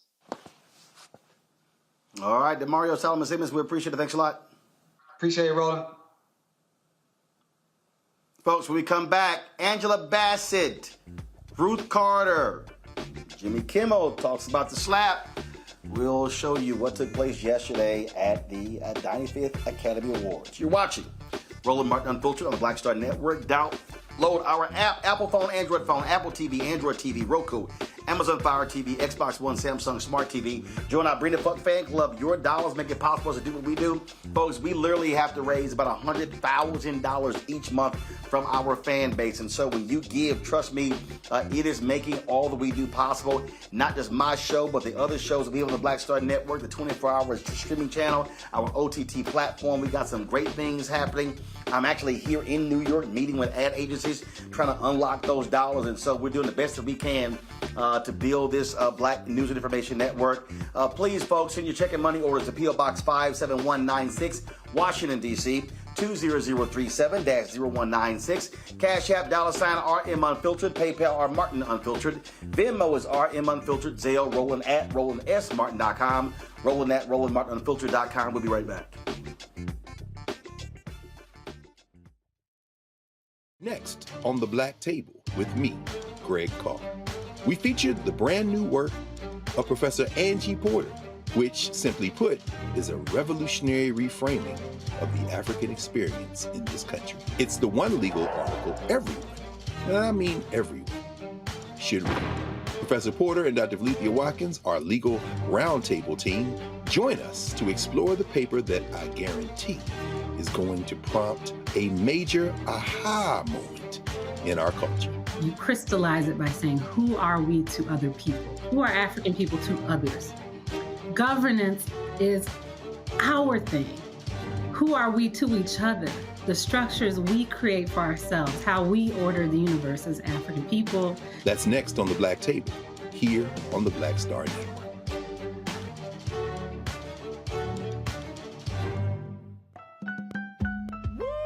We're all impacted by the culture, whether we know it or not. From politics to music and entertainment, it's a huge part of our lives, and we're going to talk about it every day right here on The Culture with me, Faraji Muhammad, only on the Black Star Network. I'm Deborah Owens, America's Wealth Coach, and my new show, Get Wealthy, focuses on the things that your financial advisor and bank isn't telling you, but you absolutely need to know. So watch Get Wealthy on the Black Star Network.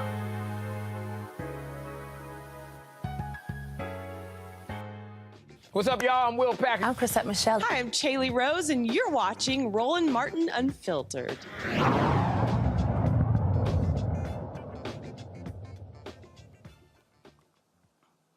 All right, folks, last night was the 95th Annual Academy Awards, and many people, of course, were tuning in to see how Jimmy Kimmel would address last year's slap, Will Smith smacking Chris Rock. Well, this is how he did it.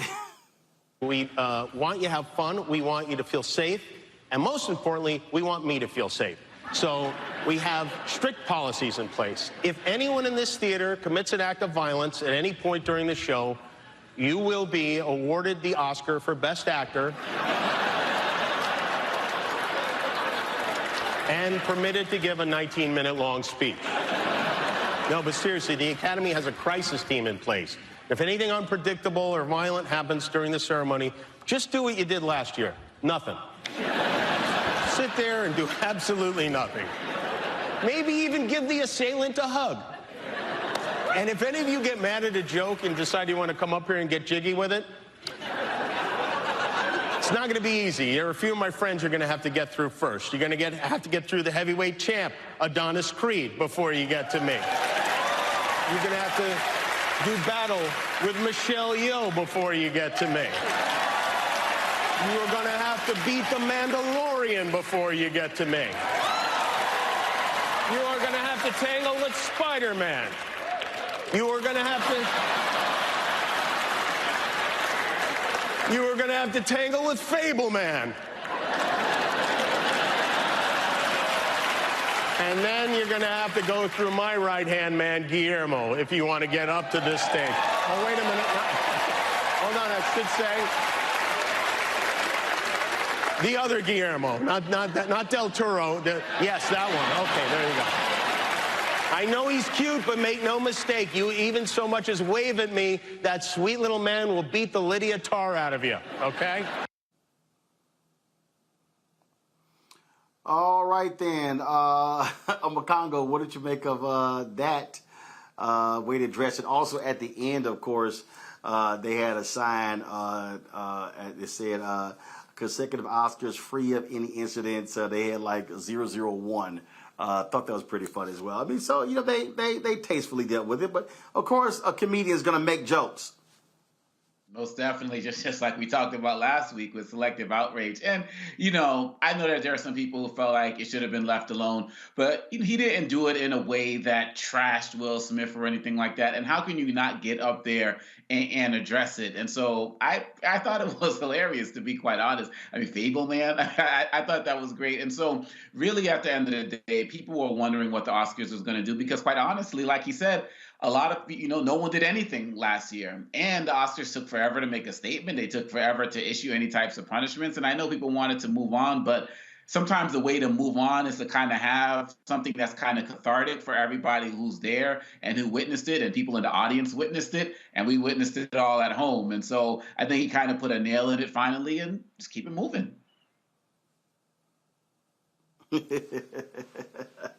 I agree. All right, y'all. So many were watching the Best Supporting Actress category, hoping to see Angela Bassett win it for Black Panther 2. Well, this was her reaction when the winner was named. And the Oscar goes to... Jamie Lee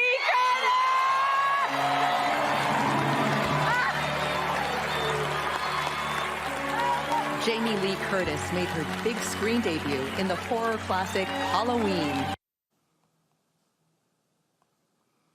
All right, so here's the deal, Renita. The movie that Jamie Lee Curtis won for, of course, took home 7 Oscars last night, and she won Best Supporting Actress. This is the daughter of actor Tony Curtis, Janet Leigh. She mentioned both of them. Both of them were nominated for Oscars as well. And for people who have not been following this award season, it really has been in this category at the major awards. You talk about the Golden Globes, the SAG Awards, the BAFTA, the People's Choice Awards, Critics' Choice, that actually Jamie Lee Curtis, Angela Bassett, and Stephanie Sue, who was also in the same movie with Jamie Lee Curtis, they've been sort of like winning. So there was no one runaway favorite in this category. And so a lot of black people are like, oh my God, she got screwed, or she got messed over by the Academy. But really, it was a toss-up based upon how all the other major awards have been going. Right. I mean, but, obviously we all were pulling for Angela Bassett to walk away with this award, especially after getting other historic awards for Marvel movies. And so it was a disappointment to a lot of folks, including myself. But what really made me mad about the whole incident was people trying to police Angela Bassett's emotions. People are online are talking about how, she was wrong to sit down when Jamie Lee Curtis's name was called, the look on her face. Why didn't she stand up and clap?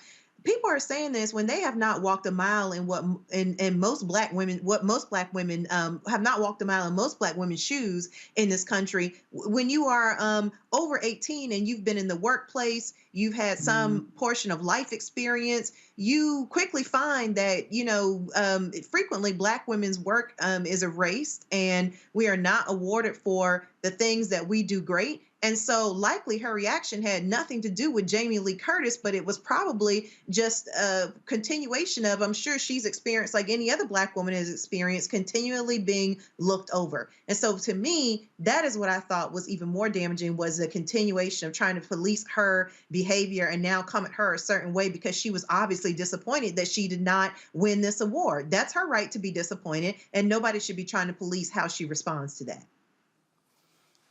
Well, first off, Julian, I went to go see Creed 3 last night, so I actually saw this category on my DVR. So I watched the whole segment. Now, did Angela Bassett eventually stand up? Yes, she did. Then, now when Jamie Lee Curtis finished her speech, did Angela Bassett clap? No, she didn't. But the bottom line is that you can react any way you want to react. As I said, this was a category where, again, you've had different winners at the different major awards. So this wasn't like Jamie Foxx with Ray, or it wasn't like Forrest Whitaker when he played Idi Amin in The Last King of Scotland, where they won every single award show. It was a foregone conclusion. That wasn't the case. But your thoughts on, again, some folks being a little bit perturbed that she did not win, but also those perturbed at her, some saying she was not gracious in congratulating Jamie Lee Curtis. Well, I basically agree with what Renita said about people trying to police her reactions. She is a human being who was probably clearly disappointed. And I don't know what showed on her face because I was looking at that carefully. I was disappointed for her because a lot of us thought she should have won it. But Jamie Lee Curtis is also a really great actress. Quite frankly, she's one of my faves if among the melanin deficient. So from that perspective, you know, this is all political. Who gets to vote? We don't know who voted. You know, I just think Angela Bassett rocks. She totally rocks. She rocked in Wakanda. She rocked in the second one. Ain't nobody tripping, and she's not tripping either. She, quite frankly, she got an NAACP Image Award, Roland. As you know, I think you were there. She got an Image Award, and she said it was meaningful for her to get something for her people. So, you know, get it from the other people. It would have been nice. There will be other opportunities, but I'm just an Angie Bassett fan, and just cheer her on. And think this sort of micro policing is unacceptable. The woman didn't smile. She didn't stand up. Whatever. I mean, if you went pan the audience, there's some other people who didn't stand up. There's some other people who didn't clap. It's not required. Her feet could have been hurt. I mean, I go to award shows all the time. Getting up. Oma Congo, she won Best Supporting Actress at the Image Awards. Plus, she also won Entertainer of the Year. But like I said, you know, you've had all these different reactions to what took place. Your thoughts? I feel like people are basically looking at this as like Will Smith, Chris Rock round 2 or something like that in terms of making this such a huge deal. That was a big deal. What happened last year? This is a woman. Look, I know Dr. Malvo said that, you know, she's a human being like anyone else, but in our community, damn it, she's the queen. And we hold her in such high regard that everything that both Dr. Malvo and Renita were saying were true. She does nothing to disrespect the game of acting in Hollywood or anything like that. She has always been regal in everything that she does. And so really at the end of the day, if people want to pay more attention to her than everything else that was going on, it shows how petty they are. But as our sisters have said on this panel, Black women are used to it. So I know she's not paying it any mind, but we really got to do better. She put in the work. I didn't see the other movies, so I can't speak to them. I know that she gave an Oscar-worthy performance at the end of the day. And like we all said, the NAACP Image Award, at least particularly at this point in time with everything we're dealing with, it's really more important to me than the Oscars right now. But Angela Bassett does not disrespect the game of Hollywood in any way, shape, or form. Leave her alone and put some respect on her name. Well, also keep in mind, and Jimmy Kimmel, I appreciate that he actually did this last night. He acknowledged from the stage that Danielle Detweiler, who was, of course, the lead actress in Till, and he also mentioned Viola Davis in The Woman King. Both of those women were not nominated. Both of those movies were not nominated. And he said those were movies that were worthy of people watching and also being rewarded. I thought Detweiler gave an unbelievable performance. I absolutely believed that she had earned a Best Actress nod as well for that movie, playing Mamie Till Mobley. But again, this is what happens when you have these award shows. These things happen all the time. All right, folks, history was made last night when Hampton University's Ruth Carter became the first Black woman to win 2 Oscars when she won for Best Costume Design for Black Panther 2. She, of course, won it for the first Black Panther, and it was bittersweet for her when she told everyone this in her acceptance speech. Nice to see you again. Thank you to the Academy for recognizing the superhero that is a Black woman. She endures, she loves, she overcomes. She is every woman in this film. She is my mother. This past week, Mabel Carter became an ancestor. This film prepared me for this moment. Chadwick, please take care of Mom. Ryan Coogler, Nate Moore, thank you both for your vision. Together, we are reshaping how culture is represented.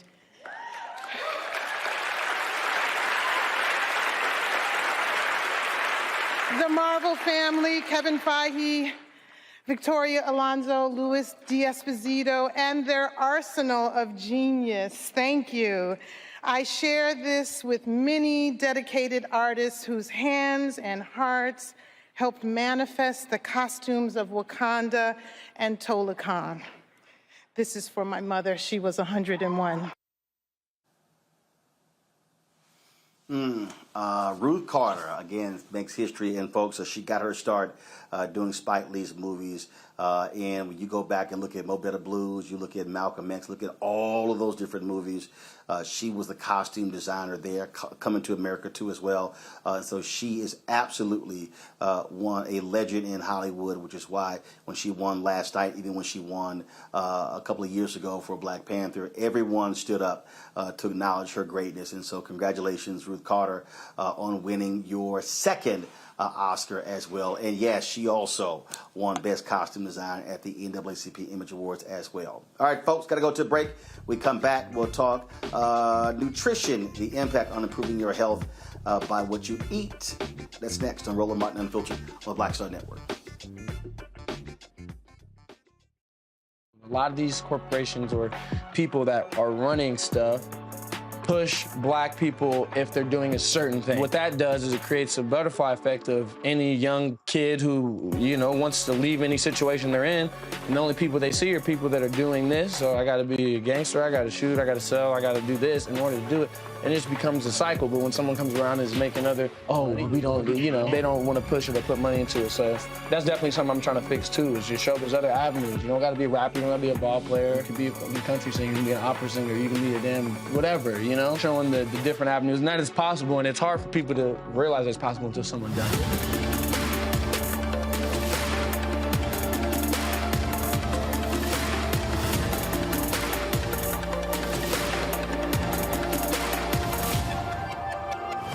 Next, A Balanced Life with me, Dr. Jackie. Just who do you think you are? And maybe more importantly, who is it that you think you're trying to please?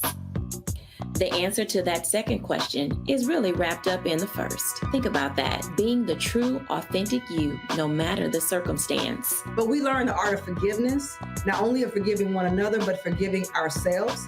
And we also learn how to love ourselves so that we can love each other. That's next on A Balanced Life, here on Black Star Network. I'm Deborah Owens, America's Wealth Coach, and my new show, Get Wealthy, focuses on the things that your financial advisor and bank isn't telling you, but you absolutely need to know. So watch Get Wealthy on the Black Star Network.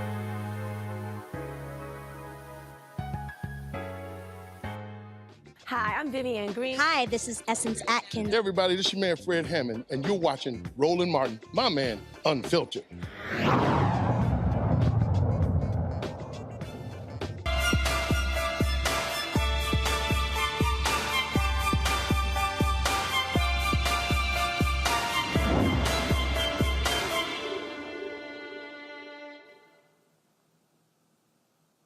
All right, folks, nutrition is a huge part when it comes to wellness. And, of course, many folks we've had on the show talked about not wanting people to be so wedded to having to take medicine. How about doing things the natural way?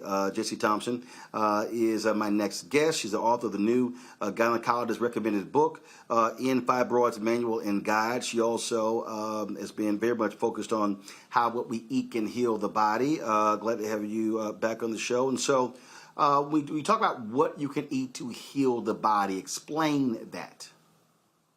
Well, thank you so much for having me, Roland. Food is our medicine, no question. It is literally what we consume every day is actually healing our body or it's harming our body. So it's very important for us to make choices that actually help the body support its natural detoxification function. The body is a masterpiece. It is created to detoxify. Of course, you know, there's sources of toxins all over, from the air to the food that we eat, et cetera, because not all the food that we eat is healthy. The stress is a major factor, especially for us as people of color, Black people specifically, in the trauma of racism. So what's happening is the body's natural detox function, which is the involuntary process by which the body rids itself of toxins through perspiration, respiration, urination, defecation, using our 4 vital organs, the skin, our largest organ, the liver, the lungs, the kidney, and then the digestive system and the lymphatic system. What happens when our body is overrun with toxins? It starts to now disrupt the body's ability to detoxify properly, and then we have to start to have an intervention and some people will do diet, some people will do fasting specifically to help reset the body and hopefully start a healthy lifestyle that is, we say, prevention is the cure. And so one of the things that doctors always talk about is that when we talk about obesity, that's inflammation. That's and right. What we eat can either help or hurt. Mm-hmm.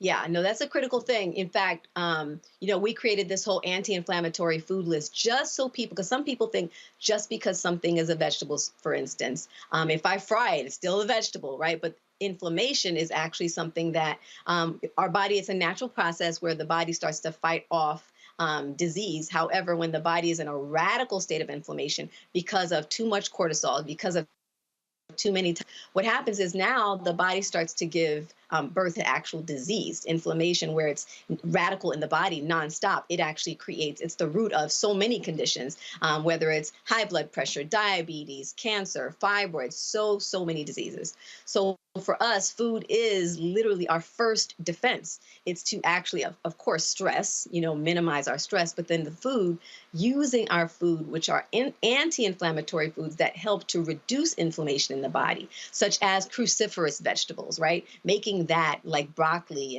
and cabbage and bok choy and things like arugula, making the greens a part of every meal that you have is helping use foods to fight inflammation in the body, as well as, antioxidants in berries like blueberries and raspberries. Those are so great for the gut, helping the body. Again, remember we talked about the detoxification function. The digestive system plays a major role. So eating foods that help your gut, eating foods that have high selenium, like Brazil nuts that are great for your liver, another major detox organ.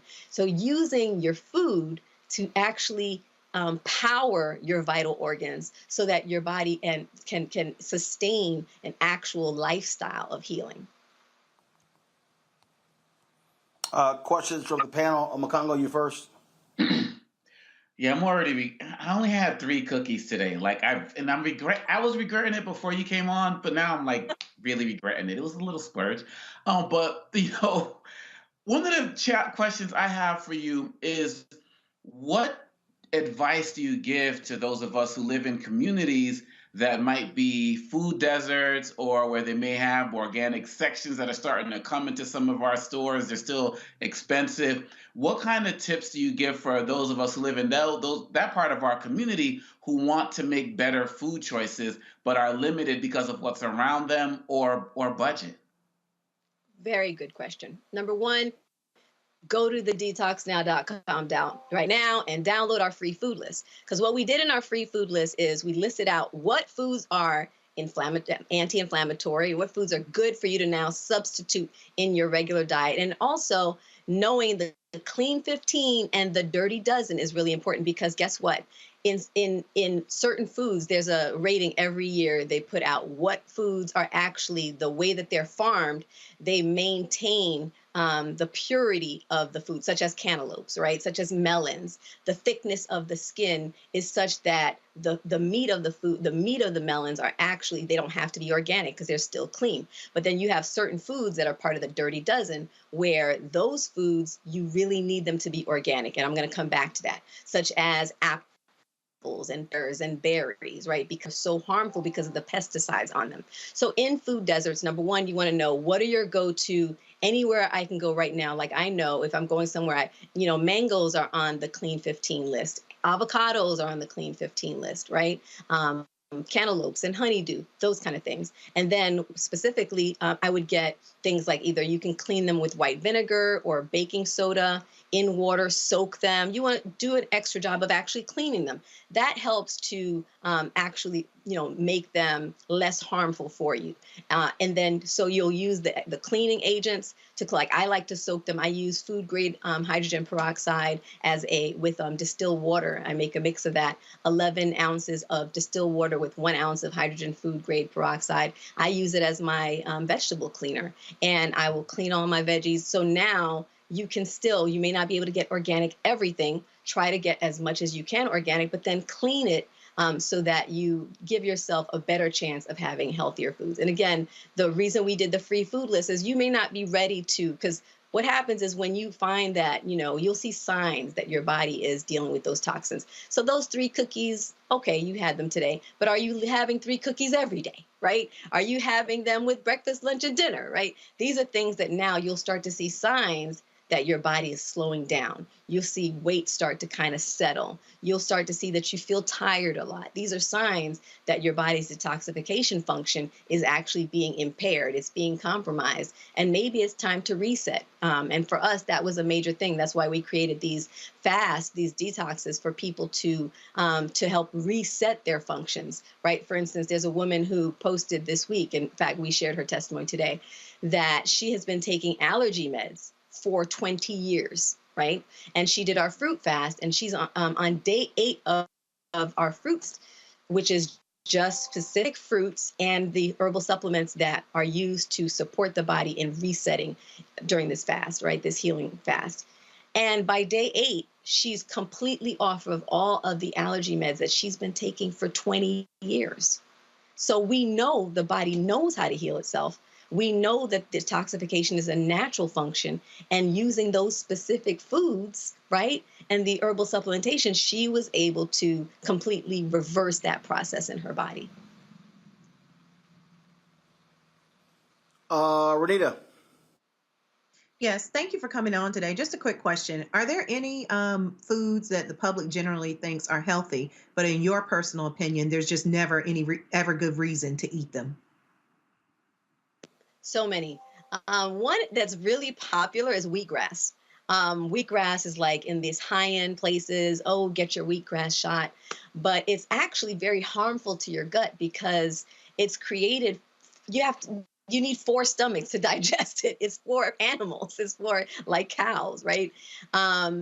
Large mammals. And people will consume it like it's for us, and it really can do damage. That's kind of one of them.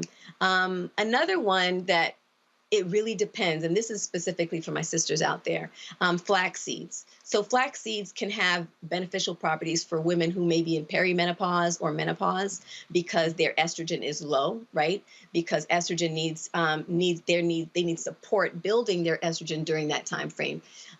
But if you are not in perimenopause or menopause and you're just in your childbearing years, flaxseed can actually lead to estrogen dominance, too much consumption of that because of how estrogenic it is. And that can cause hormonal imbalance. And that's not just for women. I led to that because of the perimenopause, but with men, you can see things like development of male man breasts, as well as, baldness, or lose hair, things like that. So in other words, it can get those same inflammatory responses in different ways. Wow, thank you. Julian, I literally have I got 40 seconds. So a question, quick answer, go. You've talked about reset a couple of times. How long does someone have to change their diet, or what must one do to reset? You've seen this slowness, you've seen these things. How do you reset? So fasting is one of the most powerful ways to reset. That's why, we offer free group consults to help everybody determine which fast is the best one for them, because there's intermittent fasting, there's fruit fasting, there's water fasting. So I don't want everybody to just think any fast is right for me, but a fast is great because that voluntary process allows your vital organs to rest, to then now be able to restore their function with the right setting. And we've seen everything from people get off high blood pressure meds with our water fast. Taj, in fact, from SWE, has a powerful testimony of being on our water fast, and she uses it on a regular basis twice a year. Every 6 months or so she does it. And so definitely, you know, we invite you to book a free group consult so that you can find out the right one for you at the detoxnow.com. All right. Jesse, thanks a lot. Folks, we have the information right there on how to reach you. We appreciate it. Thanks a lot. Thanks for having me. Nutrition is your medicine. Renita. All right. Renita Omakongo, Julian, thank you so very much, folks. That's it for us. I've got to go. We'll see you tomorrow right here on Roland Martin Unfiltered, right here on the Black Star Network. Don't forget, download our app, Apple phone, Android phone, Apple TV, Android TV, Roku, Amazon Fire TV, Xbox One, Samsung Smart TV. And, of course, join our Bring the Funk fan club. Send check-in money orders. P.O. Box 57196, Washington, D.C., 20037-0196. Cash App, $RM Unfiltered. PayPal, R Martin Unfiltered. Venmo is RM Unfiltered. Zelle, Roland at RolandSMartin.com. Roland at RolandMartinUnfiltered.com. I will see you tomorrow. Holla!